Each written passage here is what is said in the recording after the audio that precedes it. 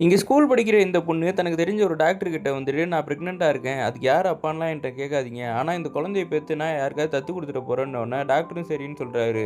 இந்த விஷயம் தெரிஞ்ச அந்த பொண்ணோட அப்பா எப்படியாவது அந்த குழந்தைய வந்து கலைச்சிரணும்னு சொல்லி பார்க்குறாங்க. ஆனா டாக்டர் என்ன சொல்லிர்றாருன்னா, "நீங்க அப்பலாம் பண்ண வேணாம். எங்களுக்கு ரொம்ப வருஷமா குழந்தை இல்ல. அந்த குழந்தை பொறந்ததுக்கப்புறம் நாங்களே வளர்த்துக்கிறோம்னு" சொல்லி, இந்த பொண்ணையும் டாக்டர் அவங்க வீட்டுக்கே கூட்டு போய் வளர்த்துக்கிறாங்க. டாக்டரோட ஒய்ஃப் தான் வந்து பார்த்துக்கிட்டு இருக்காங்க.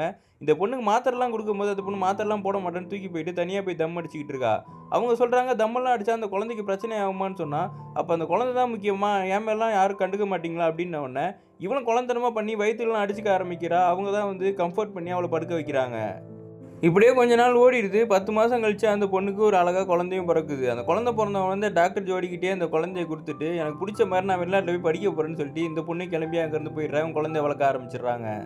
வெளிநாட்டுக்கு போன அந்த பொண்ணு ஒரு புக் எழுதி வச்சிருப்பா. அந்த புக்க பார்த்த உடனே அந்த டாக்டர்லாம் ஷாக் ஆயிடுறாங்க. ஏன்னா இந்த பொண்ணு பிரெக்னன்ட் ஆகுறதுக்கு காரணமே அவங்க அப்பாவா தான் இருந்திருப்பாரு. அவங்க அப்பாவுக்கு தண்டனை குடுக்கணுன்றதுக்காக தான் இந்த குழந்தைய பெத்து எடுத்துட்டு அவளும் இங்கேருந்து போயிருந்திருப்பா.